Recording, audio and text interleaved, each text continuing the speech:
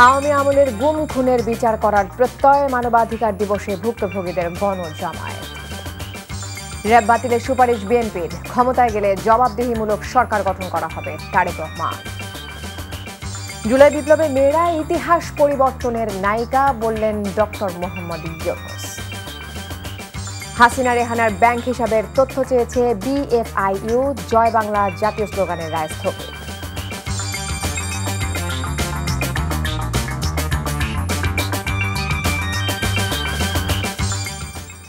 আসসালামু আলাইকুম, তাসরিমা নাহিদ আমন্ত্রণ জানাচ্ছি এনটিভির মধ্যরাতের খবরে। ক্রাউন সিমেন্ট শিরোনাম দেখছিলেন, জানাবো পুরো খবর।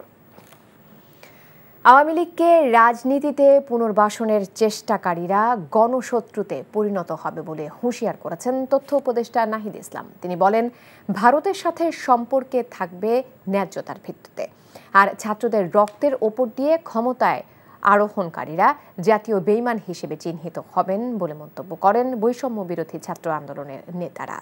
মঙ্গলবার রাজধানীর সোহরাওয়ার্দী উদ্যানে বিশ্ব মানবাধিকার দিবস উপলক্ষে মায়ের ডাক আয়োজিত সর্বদলীয় সমাবেশে এসব কথা বলেন বক্তারা।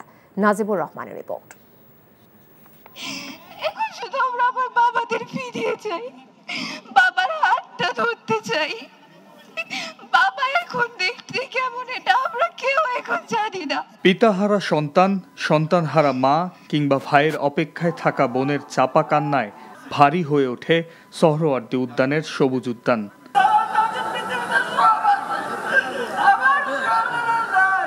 এমনও হাজারো বুকচেরা আর্তনাদ, দুমড়ে মুচড়ে থাকা কষ্ট আর অসহায়ত্বের বোবা বেদনাগুলোতে ভারী হয় সমবেত মানুষের হৃদয়।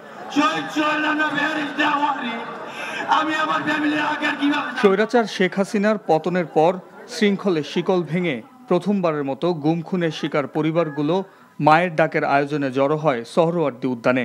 ছিলেন বৈষম্য বিরোধী ছাত্র আন্দোলন ও নাগরিক কমিটিও। তাদের বক্তব্য অভিন্ন, হতে হবে আওয়ামী লীগের বিচার। কোন ধর্মের নাম করে, কোন জাতির নাম করে কেউ যদি আমাদের মধ্যে বিন্দু মাত্র কোন উগ্রবাদী চিন্তাধারা, উগ্রবাদী চক্রান্ত করার চেষ্টা করে, সকল ধর্মের যোদ্ধারা আমরা একসাথে তাদেরকে প্রতিহত করব। ৭১কে পুঁজি করে প্রশ্নবিদ্ধ এক বিচারের মধ্য দিয়ে আমাদের দেশের উল্লেখযোগ্য আলেমদেরকে ফাঁসিতে ঝুলিয়ে হত্যা করা হয়েছে।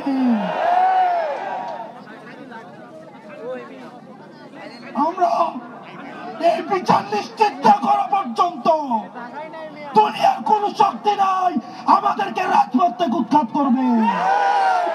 সমাবেশে যোগ দেয় বিএনপি, জামাত সহ সমমনা ডান বাম সব পন্থীরা। বক্তারা বলেন, জাতীয় ঐক্যের মাধ্যমে বিদায় করতে হবে আওয়ামী লীগকে, সংস্কারের মাধ্যমে বিনির্মাণ করতে হবে রাষ্ট্র।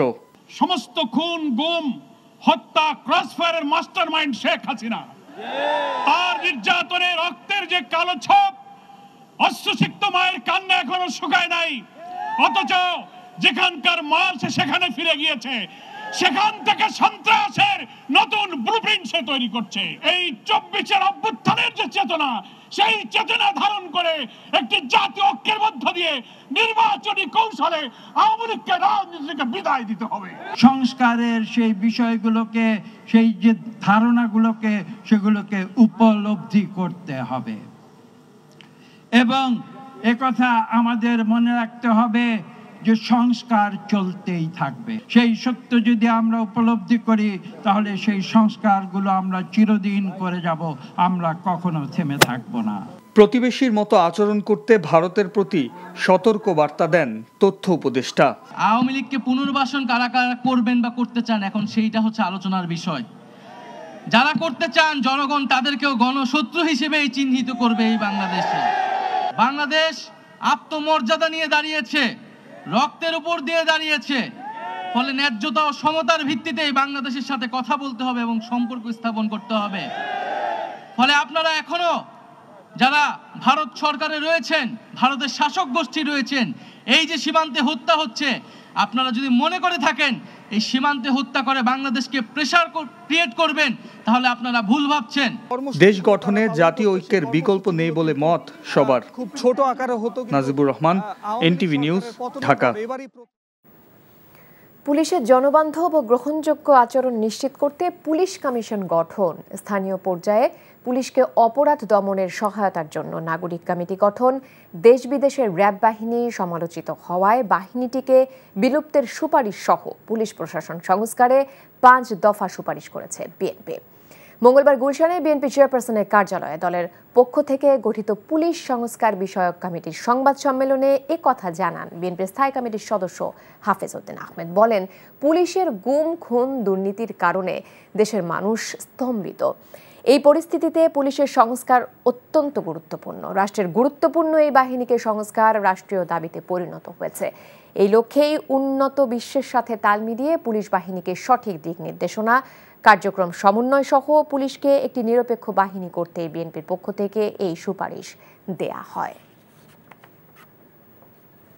আমরা বিভিন্ন মতামত, বিভিন্ন মতাদর্শের ব্যক্তিদেরকে সন্নিবেশ করে একটা নিউট্রাল ফোর্স হিসাবে গঠন করতে চাই। তারপরে ইভেন গ্রামাঞ্চলেও সেখানেও সব জনগণ, মানে জনগণের সাথে পুলিশ বাহিনী যেন দূরত্ব না থাকে, হ্যান্ড ইন গ্লোভ যেটাকে বলে, এইভাবে আমরা ক্লোজলি তাদের কর্মকাণ্ড মনিটর করব, তাদেরকে সহায়তা করব।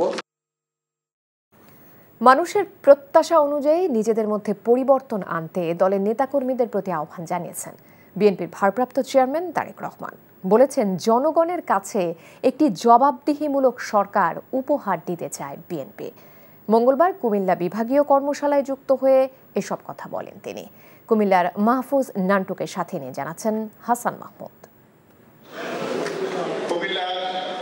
31 দফা রাষ্ট্র কাঠামো মেরামত নিয়ে কুমিল্লা নগরীর রাজাপাড়া ফানটাউনে দিনব্যাপী কর্মশালার আয়োজন বিএনপির। উচ্চ শিক্ষার জন্য স্কলারশিপের ব্যবস্থা চালু। লন্ডন থেকে অনলাইনে যুক্ত হয়ে কর্মশালায় অংশগ্রহণকারী প্রশিক্ষণার্থী ও উপস্থিত সাংবাদিকদের বিভিন্ন প্রশ্নের জবাব দেন তারেক রহমান। বলেন, রাষ্ট্র সংস্কারে নতুন কোনো প্রস্তাব থাকলে তাও গ্রহণ করা হবে। প্রতিবার বলেছি 31 দফা কোনো ধর্মীয় গ্রন্থ নয় যে এটিকে কোনো রকম পরিবর্তন করা যাবে না। বেটার যেটির পসিবিলিটি আছে আমরা অবশ্যই সেরকম প্রস্তাব গ্রহণ করব। পরে দেয়া সমাপনী বক্তব্যে তারেক রহমান নেতাকর্মীদেরকে আচার আচরণে পরিবর্তন এনে জন আস্থা নষ্ট হয় এমন কাজ না করার আহ্বান জানান। আপনারা প্রত্যেকে বিএনপির অ্যাম্বাসাডার বা বিএনপির প্রতিনিধি। আপনাদেরকে দেখে মানুষ বুঝবে বিএনপি কি। কাজেই দয়া করে নিজেদের সকলকে পরিবর্তন করুন। মানুষের প্রত্যাশা অনুযায়ী উঠা বসা, কথাবার্তা, চলাফেরা দয়া করে করুন। বিগত 15 বছর গুম হয়েছে, খুন হয়েছে, অত্যাচারিত হয়েছে, নির্যাতিত হয়েছে। বহু পরিবারের কাহিনী এবং আমার পরিবারের কাহিনী একই রকম। এই দেশটাকে তারা ধ্বংস করে দিয়ে গেছে। এই দেশের মানুষের ভবিষ্যৎ তারা ধ্বংস করে দিতে চেয়েছিল। এখনো সম্ভাবনা আছে। তারেক রহমান বলেন, ফ্যাসিবাদীরা মানুষের ভোটাধিকার সহ সবকিছু ধ্বংস করে দেশ থেকে পালিয়েছে। এখন দরকার জবাবদিহিতার সরকার।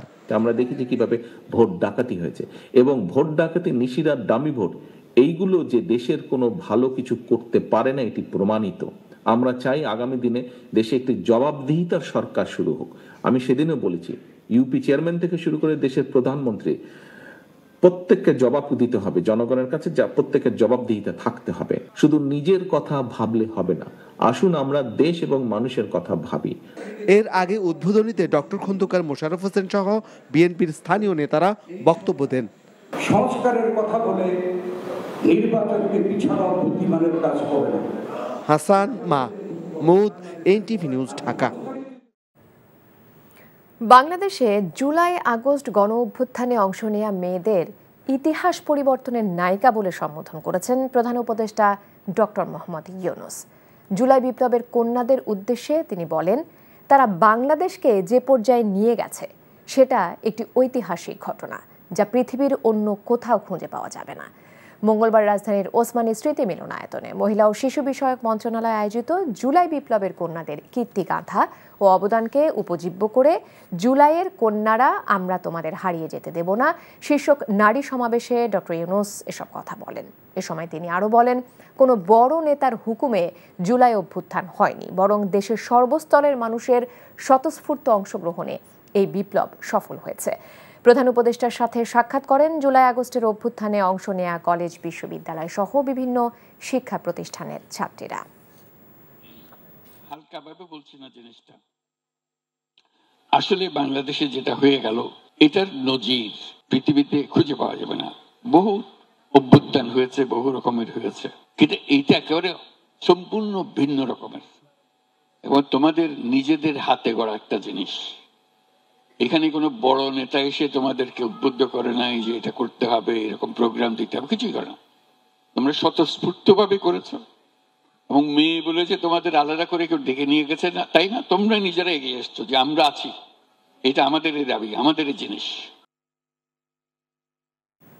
5 আগস্টের পর থেকে 22 অক্টোবর পর্যন্ত সংখ্যালঘুদের প্রতি সহিংসতার ঘটনায় 88টি মামলার 70 জনকে গ্রেপ্তার করা হয়েছে বলে জানিয়েছেন প্রধান উপদেষ্টার প্রেস সচিব শফিকুল আলম। মঙ্গলবার রাজধানীর ফরেন সার্ভিস একাডেমিতে সংবাদ সম্মেলনে তিনি এ তথ্য জানান। মিয়ানমারের পরিস্থিতিকে সরকার গভীরভাবে পর্যবেক্ষণ করছে উল্লেখ করে শফিকুল আলম আরও জানান, আগামী বছর সেপ্টেম্বর অক্টোবরের দিকে রোহিঙ্গা সমস্যা নিয়ে বড় একটি কনফারেন্স আয়োজন করা হবে, যেখানে সকল রাষ্ট্রকে আমন্ত্রণ জানানো হবে। এছাড়া 2009 সাল থেকে 2024 সালের 4 আগস্ট পর্যন্ত সময়কালে চাকুরিতে নানাভাবে বঞ্চনার শিকার কর্মকর্তাগণের আবেদন পর্যালোচনাপূর্বক 764 জনকে পদোন্নতি দেওয়ার সুপারিশ করা হয়েছে জানিয়ে প্রধান উপদেষ্টার ডেপুটি প্রেস সচিব আজাদ মজুমদার বলেন, প্রশাসনের রদবদল নিয়মিত প্রক্রিয়া, সরকার প্রয়োজন অনুসারে রদবদল করেছে। কেসের কথা বললাম, এদের মধ্যে অনেকে যদিও এটা ধর্মীয় রিলেটেড, মাইনরিটি ভায়োলেন্সের রিলেটেড কেস, অনেকগুলো ক্ষেত্রে আমরা যেটা আমরা নোটিশ করেছি সেটা হচ্ছে যে এই অ্যাটাকগুলো হয়েছে যে ধরেন কেউ আগের রুলিং পার্টির মেম্বার ছিলেন, উনি হয়তো বা মাইনরিটি ফেথের, তো রুলিং পার্টির মেম্বার ছিলেন, তাকে অ্যাটাক করা হয়েছে। এখন এইটাকে আপনি কিভাবে নেবেন? দেশের খ্রিস্টান সহ সংখ্যালঘু সম্প্রদায়ের উপর কোনো হামলা হচ্ছে না জানিয়ে বাংলাদেশ খ্রিস্টান অ্যাসোসিয়েশন অভিযোগ করেছে ভারতীয় গণমাধ্যম বাংলাদেশের সংখ্যালঘু নির্যাতন নিয়ে মিথ্যাচার করছে। মঙ্গলবার সকালে জাতীয় প্রেস ক্লাবের সামনে বাংলাদেশ খ্রিস্টান অ্যাসোসিয়েশন আয়োজিত মানববন্ধনে এমন অভিযোগ করেন সংগঠনটির ভারপ্রাপ্ত সভাপতি জুয়েল আন্তোনে চৌধুরী। এ সময় বক্তারা দাবি করেন, ভারতীয় কিছু গণমাধ্যম উস্কানি দিয়ে বাংলাদেশে সাম্প্রদায়িক দাঙ্গা তৈরির চেষ্টা করছে। দেশের মানুষকে কোনো প্রকার উস্কানিতে পা না দেয়া সহ সকল ষড়যন্ত্রের বিরুদ্ধে ঐক্যবদ্ধ হবার আহ্বান জানান তারা। এছাড়া দেশের স্বার্থে কোনো ছাড় দেয়া হবে না বলেও হুঁশিয়ারি দেন বক্তারা।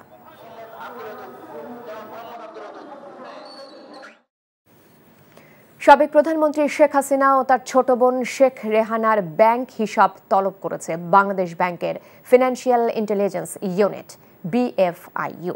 একই সাথে শেখ মুজিবুর রহমান মেমোরিয়াল ট্রাস্টের ব্যাংক হিসাবের তথ্য চাওয়া হয়েছে। সোমবার BFIU থেকে দেশের ব্যাংক ও আর্থিক প্রতিষ্ঠানগুলোর কাছে এ সংক্রান্ত নির্দেশনা পাঠানো হয়েছে। এই নির্দেশের ক্ষেত্রে মানি লন্ডারিং প্রতিরোধ বিধিমালা সংশ্লিষ্ট ধারা প্রযোজ্য হবে বলে BFIU এর চিঠিতে বলা হয়েছে। শেখ হাসিনা ও শেখ রেহানা কোনো ধরনের আর্থিক অপরাধের সঙ্গে যুক্ত ছিলেন কিনা তা খতিয়ে দেখতেই তাদের ব্যাংক হিসাব তলবের এই নির্দেশনা, যাতে তাদের ব্যাংক হিসাব খোলার ফর্ম, KYC ও লেনদেন বিবরণী 5 কার্যদিবসের মধ্যে চাওয়া হয়েছে। জয় বাংলাকে জাতীয় স্লোগান ঘোষণা করে হাইকোর্টের দেয়া রায় স্থগিত করেছে আপিল বিভাগ। হাইকোর্টের রায়ের বিরুদ্ধে রাষ্ট্রপক্ষের করা লিভ টু আপিল মঞ্জুর করে আজ এ আদেশ দেন প্রধান বিচারপতি সৈয়দ রেফাত আহমেদের নেতৃত্বাধীন 4 সদস্যের আপিল বেঞ্চ। 2 ডিসেম্বর জয় বাংলাকে জাতীয় স্লোগান ঘোষণা স্থগিত চেয়ে আবেদন করেছিল রাষ্ট্রপক্ষ। 2020 সালের 10ই মার্চ জয় বাংলাকে জাতীয় স্লোগান ঘোষণা করে রায় দেয় হাইকোর্ট। রায়ে জাতীয় দিবস, সরকারি অনুষ্ঠান ও শিক্ষা প্রতিষ্ঠানে স্লোগানটি উচ্চারণের পদক্ষেপ নিতে বলা হয়েছিল।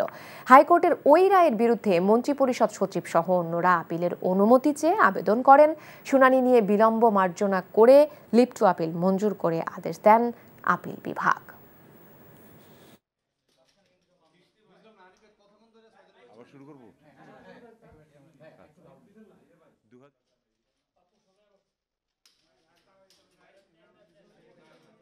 দীর্ঘ শুনানি শেষে আপিল বিভাগ জয় বাংলার যে জাজমেন্টটি ছিল সেই রায়টিকে আজকে স্থগিত করে দেন। ফলে এখন থেকে জয় বাংলা আর আমাদেরকে বাধ্যতামূলকভাবে উচ্চারণ করতে হবে না। দুর্নীতি দমন কমিশনের নতুন চেয়ারম্যান হলেন ডক্টর মোহাম্মদ আব্দুল মোমেন। আর কমিশনার হিসেবে নিয়োগ পেয়েছেন মিয়া মোহাম্মদ আলী আকবর আজিজি এবং ব্রিগেডিয়ার জেনারেল অবসরপ্রাপ্ত হাফিজ আহসান ফরিদ। মন্ত্রিপরিষদ বিভাগ থেকে এই সংক্রান্ত প্রজ্ঞাপন জারি করা হয়েছে। দুদকের নতুন চেয়ারম্যান ডক্টর মোমেন সবশেষ স্বরাষ্ট্র মন্ত্রণালয়ের জননিরাপত্তা বিভাগের জ্যেষ্ঠ সচিব হিসেবে দায়িত্ব পালন করেন। গত ৮ ডিসেম্বর জ্যেষ্ঠ সচিবের পদ থেকে পদত্যাগ করেন তিনি। এর আগে গত ২৯ অক্টোবর দুদকের চেয়ারম্যানের পদ থেকে পদত্যাগ করেন মোহাম্মদ মঈনুদ্দিন আবদুল্লাহ এবং ২ কমিশনার জহুরুল হক ও আসিয়া খাতুন। মুসলিম বিশ্বের চলমান সংকট নিরসনে ইরানের সাথে একত্রে কাজ করতে চায় জামায়াতে ইসলামী। জামায়াত নেতাদের সাথে ঢাকায় নিযুক্ত ইরানের রাষ্ট্রদূত মনসুর চভোশির বৈঠকে এই ঐক্যমত হয়। মঙ্গলবার রাজধানীর মগবাজারে দলের কেন্দ্রীয় কার্যালয়ে অনুষ্ঠিত বৈঠকে নেতৃত্ব দেন জামায়াতের আমির ডক্টর শফিকুর রহমান। বৈঠক শেষে দলের নায়েবে আমির ডক্টর সৈয়দ আবদুল্লাহ মোহাম্মদ তাহের আশা প্রকাশ করেন পারস্পরিক সহযোগিতায় ইরানের সাথে ব্যবসা বাণিজ্য আগামীতে আরও ঘনিষ্ঠ হবে। বাংলাদেশের অন্তর্বর্তী সরকারকে সমর্থন ও সহযোগিতার আশ্বাস দেন ইরানি রাষ্ট্রদূত। জামায়াতের প্রতিনিধি দলকে ইরান সফরের আমন্ত্রণ জানান তিনি।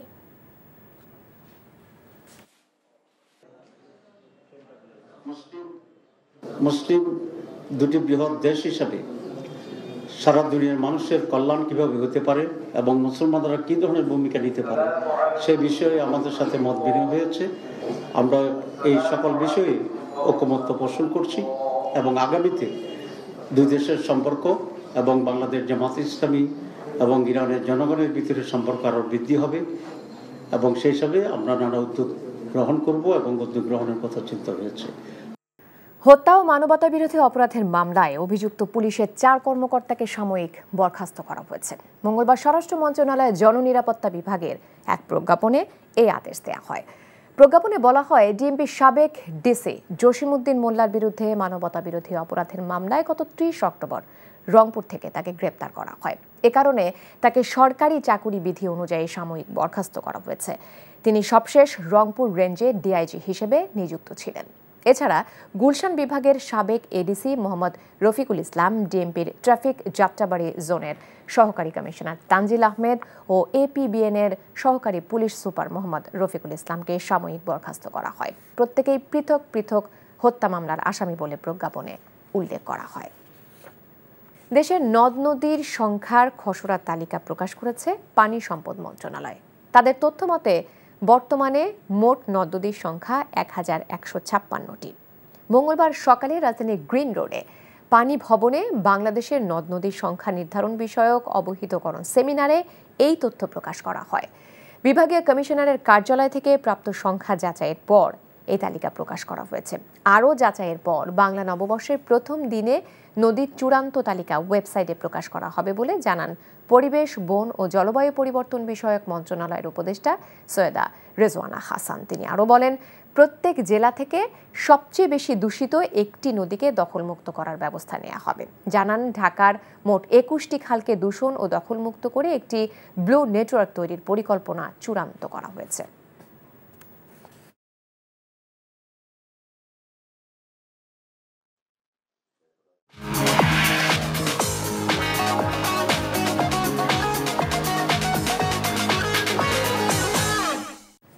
নগদ নিবেদিত অর্থনীতির খবর। রমজানে প্রয়োজনীয় পণ্যের দাম স্থিতিশীল রাখতে কাজ করছে সরকার। এছাড়া সরাসরি বিদেশ থেকে ভোজ্য তেল কেনার চেষ্টা চলছে বলেও জানিয়েছেন বাণিজ্য উপদেষ্টা শেখ বশিরউদ্দিন।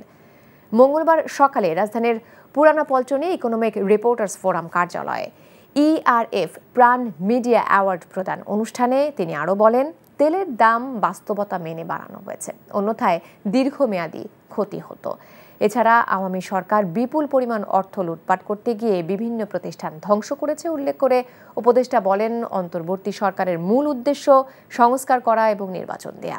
এ সময় উপস্থিত প্রধান উপদেষ্টার প্রেস সচিব শফিকুল আলম বলেন, ভুল তথ্য শুধু বাইরে থেকে নয়, দেশের সাংবাদিকরাও সঠিক তথ্য দিতে ব্যর্থ হচ্ছেন। এ সময় প্রাণ আরএফএল গ্রুপের চেয়ারম্যান ও প্রধান নির্বাহী আহসান খান চৌধুরী সহ অন্যরা উপস্থিত ছিলেন। আমি আশা করি যে আমাদের রমজানের যে প্রয়োজনীয় যেসব দ্রব্য, খেজুর, ছোলা, তেল, বাজার স্থিতিশীল থেকে যেন নিম্নগামী থাকে। আমি চেষ্টা করছি যে সরাসরি টিসিবি যেন স্থানীয় যে যারা মুষ্টিমেয় যে কয়েকজন তেল উৎপাদক বা বিপণনকারী আছেন তাদেরকে ছাড়াও যেন সরাসরি আমি বিদেশ থেকে তেল কিনতে পারি। কর্মকুফ রাষ্ট্র বিনির্মাণে নেতিবাচক প্রভাব ফেলে উল্লেখ করে অর্থ উপদেষ্টা ডক্টর সালেউদ্দিন আহমেদ বলেন, কিছু কিছু খাতকে বছরের পর বছর করমুক্তভাবে শিশুর মতো লালন পালন করার মানসিকতা থেকে বেরিয়ে আসতে হবে। মঙ্গলবার সকালে রাজধানীর আগারগাঁওয়ে এনবিআর ভবনে ভ্যাট দিবস উপলক্ষে আয়োজিত অনুষ্ঠানে একথা বলেন তিনি। সরকারের জনকল্যাণমূলক কাজের স্বার্থে মানুষকে ঠিকমতো কর ও ভ্যাট দেবার আহ্বান জানান অর্থ উপদেষ্টা। সেই সাথে কর বা মূসক আদায়ের ক্ষেত্রেও মানুষ যাতে কোনো ধরনের হয়রানির শিকার না হয় সেদিকেও এনবিআরকে লক্ষ্য রাখার আহ্বান জানান তিনি। অনেক ক্ষেত্রে কিন্তু আবার অব্যাহত থাকে, যেমন আমি টিপিক্যাল ইনফ্যান্ট ইন্ডাস্ট্রি আর্গুমেন্ট আছে, শিশুকে লালন পালন করা। আমরা 50 বছর যাবত বহু শিশুকে লালন করছি এখনো, মানে ট্যাক্স রেয়ার দিয়ে, ইনসেন্টিভ দিয়ে। আর কতকাল শিশুকে লালন করবো? আমি উদাহরণ দিলাম না, আপনারা অনেকে বুঝতে পারেন যেসব শিশু এখনো শিশুই রয়ে গেছে, শারীরিক দিকে বড় হয়ে গেছেন, কিন্তু ওরা নিজেকে বলে আমাদেরকে এখনো প্রোটেকশন দেয়। এই প্রোটেকশনের দিন কিন্তু চলে গেছে। সরকারকে আয় কর এবং ভ্যাট আপনাকে দিতে হবে। আর আমাদের যারা কর্মকর্তা আছেন তারাও একটু ফ্রেন্ডলি হবেন, মানে একবারে জোর করে আদায় করে নিয়ে আসবেন, যদি অসুবিধা হয় শুনবেন এবং তাদেরকে যথাসম্মতিতে কমপ্লেন্স করে তাদেরকে একটু সহায়তা করা। দ্রুত নির্বাচিত সরকারের কাছে ক্ষমতা হস্তান্তরের দাবি জানান সৌদি আরব বিএনপির নেতারা। এনটিভি সৌদি আরব প্রতিনিধি ফারুক আহমেদ চান জানান, রিয়াদে বিএনপির নাঙ্গলকোট উপজেলার সদস্য সচিব আনোয়ার হোসেন নয়নকে দেয়া সংবর্ধনায় একথা বলেন তারা। রিয়াদস্থ নাঙ্গলকোট উপজেলা বিএনপি আয়োজিত অনুষ্ঠান সঞ্চালনা করেন নাঙ্গলকোট পূর্বাঞ্চল বিএনপি সাংগঠনিক সম্পাদক মামুনুর রশিদ।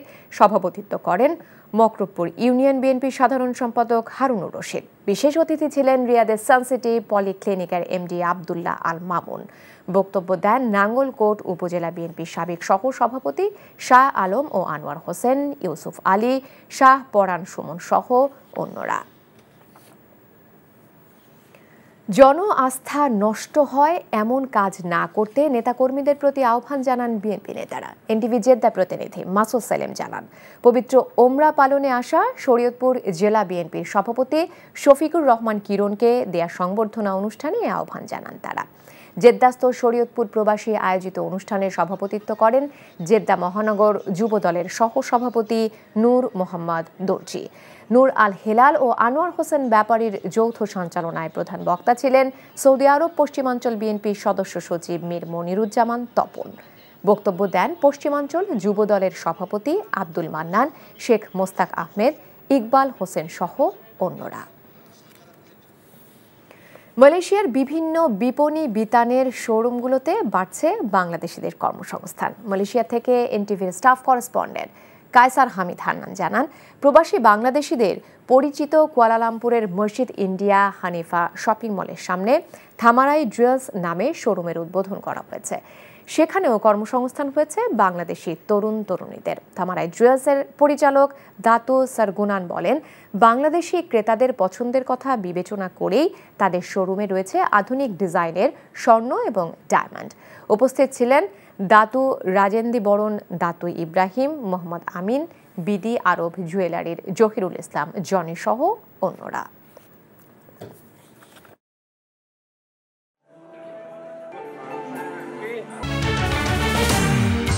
আওয়ামী আমলে গুম খুনের বিচার করার প্রত্যয়, মানবাধিকার দিবসে ভুক্তভোগীদের গণজমায়েত।